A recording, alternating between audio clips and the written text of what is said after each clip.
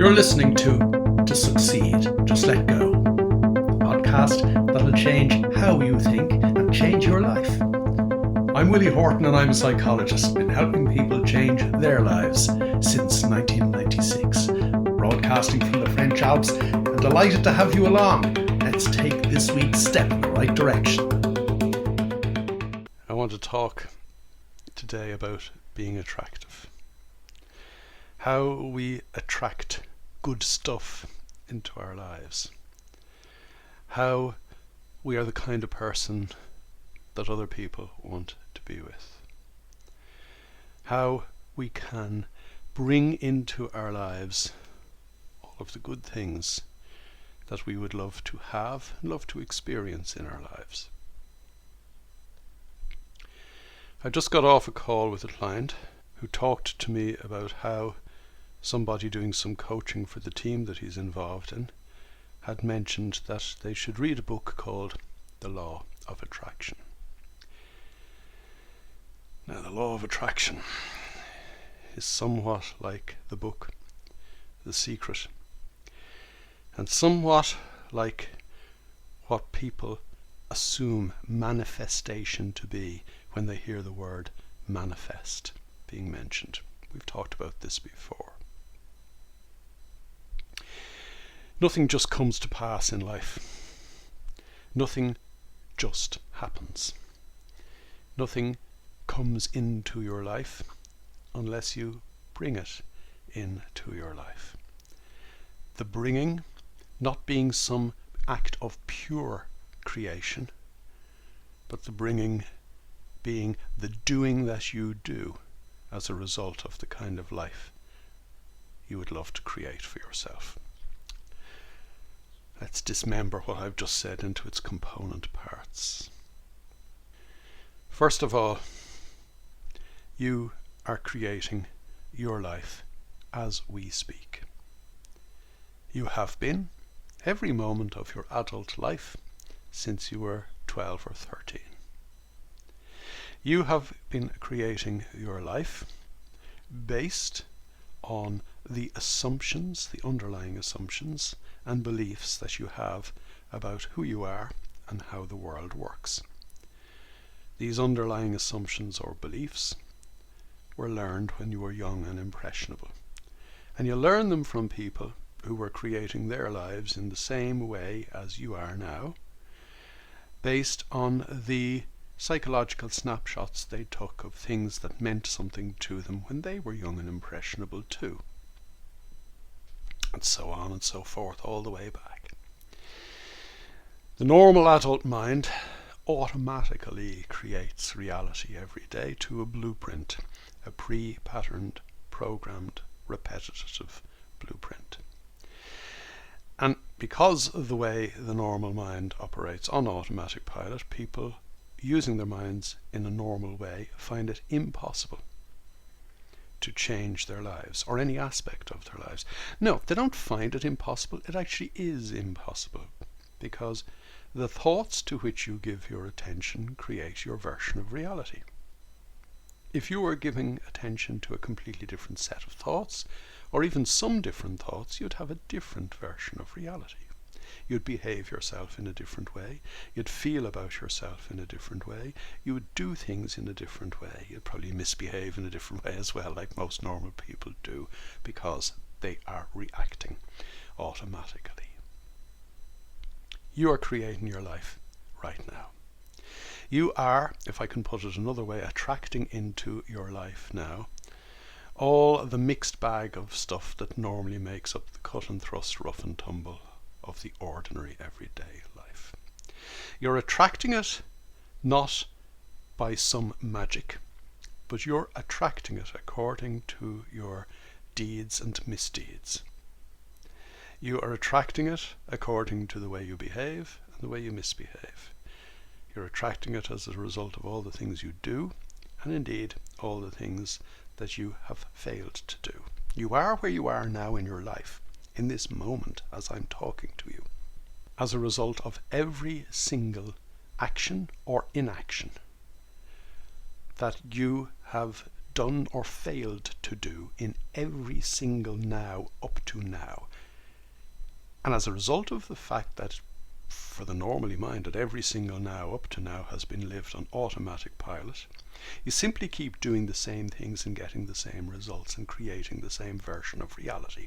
And that bounces off other normal crazy people's versions of reality, and we come up with a shared lack of experience of reality. And what I mean by that is that if everybody is creating their own version of reality through their own thoughts, nobody is experiencing anything. We're living in a shadow world fed by thoughts, fed largely by toxic thoughts, because the pictures we take when we're young and impressionable err on the negative rather than the positive side. We have self-limiting beliefs. Most people have perceived inadequacies, and of course they're all related to these repetitive thoughts born out of those original snapshots that programmed us. So when somebody talks about the law of attraction, when we talk about attracting things into our lives, it isn't as if we're kind of some magnet sitting here and things stick to us. It isn't that we could create a different life by saying, I'll put a different magnet on my fridge and that will attract, $1 million check to me. We are attractive as a result of what we do and how we do it. Now, this is the really important thing, because you're attractive to nobody if you don't turn up to your own life. You're not even attractive to yourself. Most people, Harvard reckons it's in the high 90%, University of Chicago wouldn't be too far off the mark either. Most people don't turn up to their lives at all because they're buried in those patterned thoughts that we've been talking about a moment ago. So if you haven't turned up to the here and now, how can you be there for anybody? You hear that expression quite often, I want to be there for my children, or I want to be there for my loved ones, I want to spend quality time with them.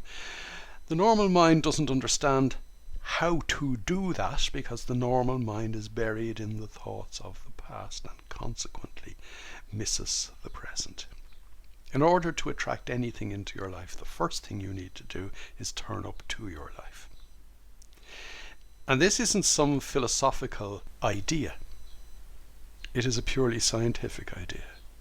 If I don't turn up to my life, I am missing the vibrations of energy that are happening in the here and now, coming from me, going out into the universe, coming from the universe and other people around me, coming back into me. We live in what could be described, according to quantum physics, as a very large energy exchange. I get a return on the energy I put in. If I don't turn up to the here and now, I put nothing into the energy exchange, I get nothing in return. But if, or when, I do turn up to the here and now, I begin to get a return on my investment. That's the first thing. I need to turn up to the here and now. And that is something that is very largely missing from books about the law of attraction. The law of attraction, I read an article in The Guardian a couple of weeks ago. I made a video of it on my Thursday morning videos a few weeks ago about the law of attraction simply being bringing stuff into your life by, and I quote, sheer willpower. I don't even know what that means, because the power that we exert in our lives is the power of being in the here and now. We're not called human thinkings or human doings, we're called human beings. You have to be in the here and now. That's where our power, if even that's the right word, emanates from. Being present means that I am in tune with the present moment, which is, according to the science of quantum physics, the only place and time in which the universe actually exists. Yes, there is a continuum moving forward from the Big Bang, which was a point of absolute order, towards increasingly disorder in our universe. The universe, however, is vibrating in and out of existence 20,000 times a second. And what that means is that how I use my energy in the here and now is going to impact how I create and recreate myself, how I create and even recreate my body in the here and now. Let's stop and think about that for a moment, because if I am suffering from a lack of peace of mind, if my head is all over the place, if my mind is uneasy, if there is a dis-ease in my mind, there is going to be a disease in my body. We are constantly creating and recreating the very cells of which we are made up, the very super strings of energy that are vibrating in and out of existence moment to moment. And that means if I don't turn up to the here and now, I am vibrating at such a low level relative to what's actually going on in the world in this moment. I'm basically marked absent. And when you're marked absent, don't be surprised if nothing ever changes in your life, because you're never going to get a return on the investment you never bothered making. We have to turn up to the here and now. And it is only when we do turn up to the here and now that we can start actually doing stuff. Now this goes to the heart of what I want to talk about today. There is an implication in a lot of stuff that is written about the law of attraction, that all I have to do is, as I mentioned a minute ago, will it into being, because it's based on the assumption that we're creating and recreating our own reality. But we're not creating and recreating our own reality passively. We're not just sitting here imagining it and it all coming to us. Everything relates to how I put my energy into the here and now. So first I need to turn up to the here and now, and secondly I need to start doing what I need to do to get to where I want to go. This is all about doing. I think I may have said before, and if I am repeating myself, I don't apologize for it, because we need to keep reminding ourselves. Saying to yourself, oh, I imagine this wonderful existence, and then sitting back and waiting for it to happen whilst I do nothing other than wait for it to happen, is akin to saying to yourself, I've won the lottery, I have a big glass of champagne in my hand, but I never bother to go out and buy a ticket. Every morning when you wake up, you have to buy today's ticket for life. You have to buy in to the here and now. You have to turn up to the here and now and do the right things. Now, this is foreign to the kind of mind that we talked about a few moments ago. The kind of mind, the normal mind, that is operating on automatic pilot. Because when we're on automatic pilot, we never do anything. We always redo, and redo again. We never act. We always react. And we don't even react to what's going on. We don't even react to what we think is going on. We don't even react to what we think about what we think is going on. Who we think we are reacts to what who we think we are thinks about what who we think we are thinks is going on. That's not doing. That is a perpetuation of the rubbish, the treadmill, the rat race, the rut of everyday life. That's why people, when they say they feel they're stuck in their lives, that's why they're right, because they are stuck in their lives. That is why when people say to me, oh, I find it so difficult to change my life, that's because they can't change their life, because they keep doing the same thing. They might think that they're beginning to do something different, but think about the number of things that I mentioned in the sentence a minute ago, and you'll understand the value of thinking, or the lack of value. Thinking gets in our way of doing. And as we've said before, we simply need to park our thinking. We can't change our thinking. Your thoughts are your thoughts and you're stuck with them. But your thoughts are nothing when you stop giving them your attention. Think about the alternative to giving your thoughts your attention. You could give your attention to the here and now, the only place and time where the universe exists, the only place and time where I can do the right thing and move my life forward. Think about how different that is, or actually don't think about it, reflect upon it, because then you get back into the world of thinking. Don't think about it at all, don't analyse it, just do it. Just turn up to the here and now.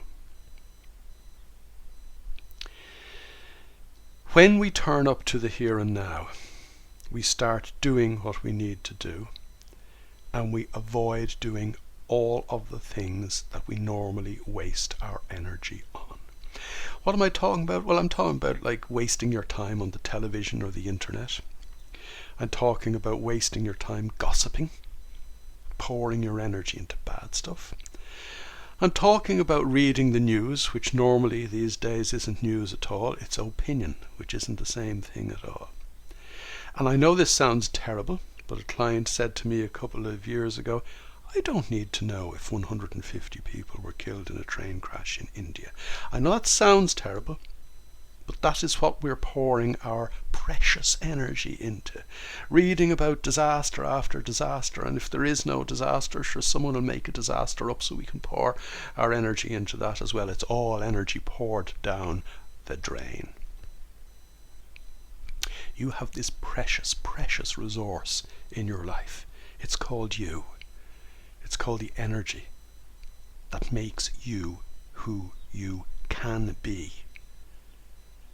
It's only when we suppress our energy by thought that we end up thinking of who we think we are. You have this precious resource that you can pour into your life in the here and now, that you can pour out into the universe in the here and now. And because of the way energy responds to energy, the universe will respond to you pouring out your energy, and you'll get it in return. That's attraction. That's how people are attractive. That is how you attract into your life all the good things that you want to create in your life, not by some magic, but because you're doing what you need to do, because you've turned up to your life in the here and now. I've used the word attraction deliberately, first of all because of the law of attraction, but because when we are present, we are attractive. You know people, you've met them in your life, who are good to be around. They give you some kind of undefinable lift. Very often you can't put your finger on why they're different from other people. You also know people who are the polar opposite. People who really, if you could, you wouldn't want to have anything to do with them because they drag you down. The people who drag you down are so buried in their world of thought that they want to suck you into their world of thought too. But let's not waste our energy on them.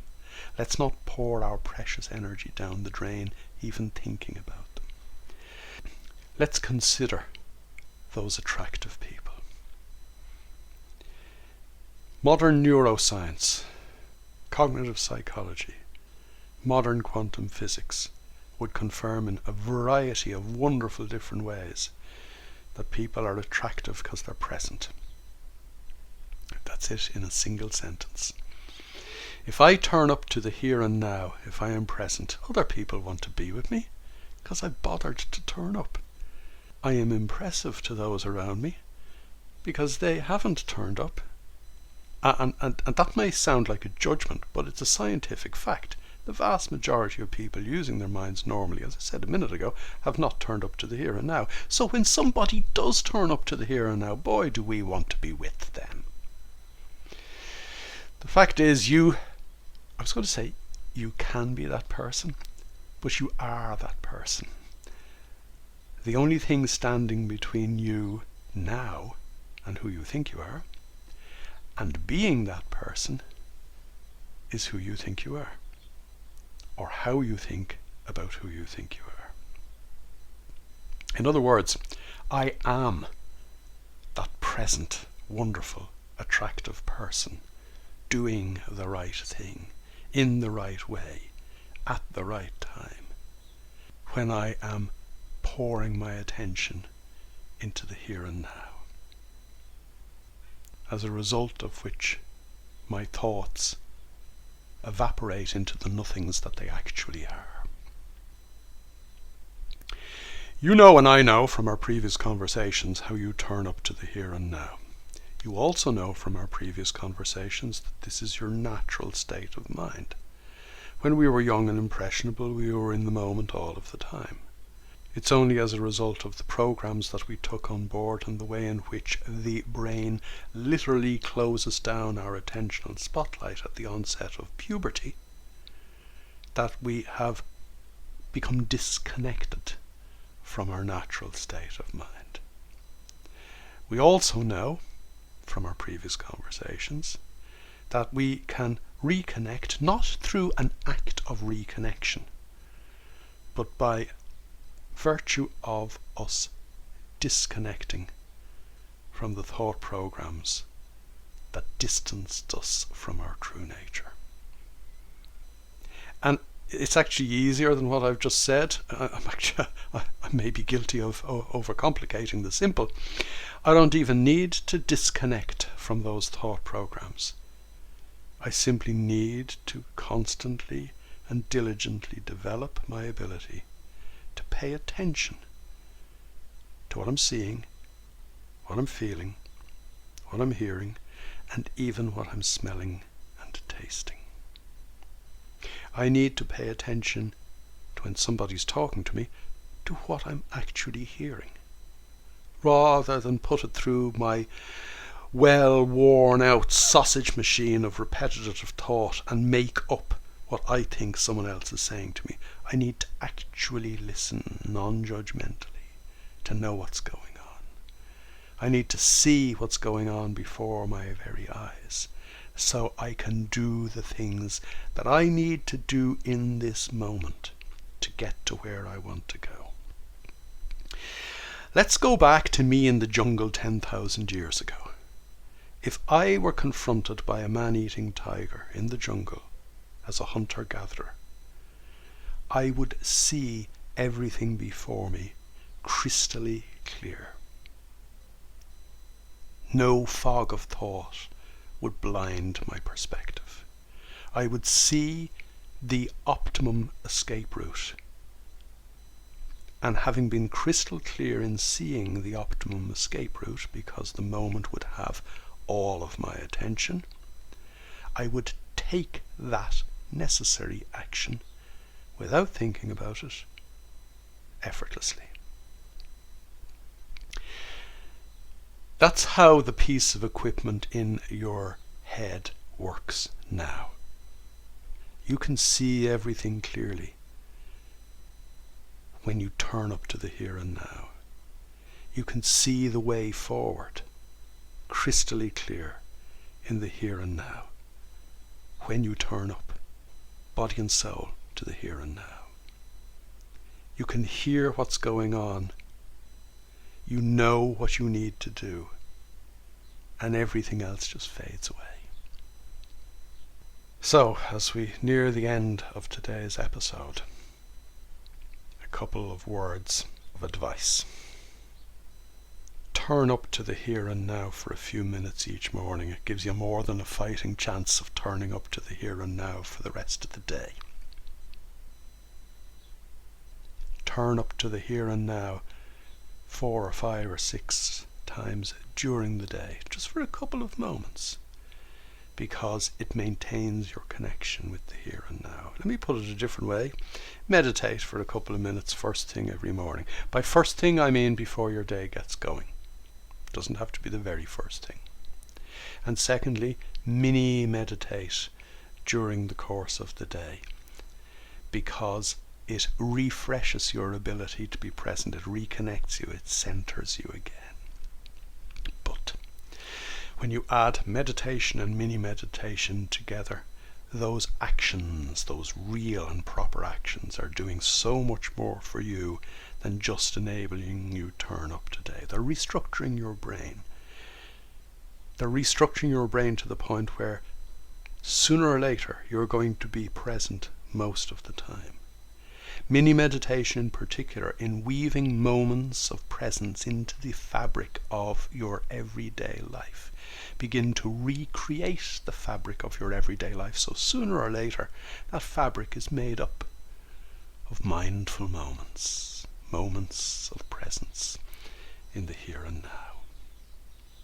And when you lose the plot during the course of the day, when you become distracted, accept every little distraction as a blessing in disguise, because it provides you with a wonderful opportunity for you to choose afresh to let the distraction pass. It provides you with another wonderful opportunity to practice being in the here and now. In fact, it's actually a reminder to be present in the here and now.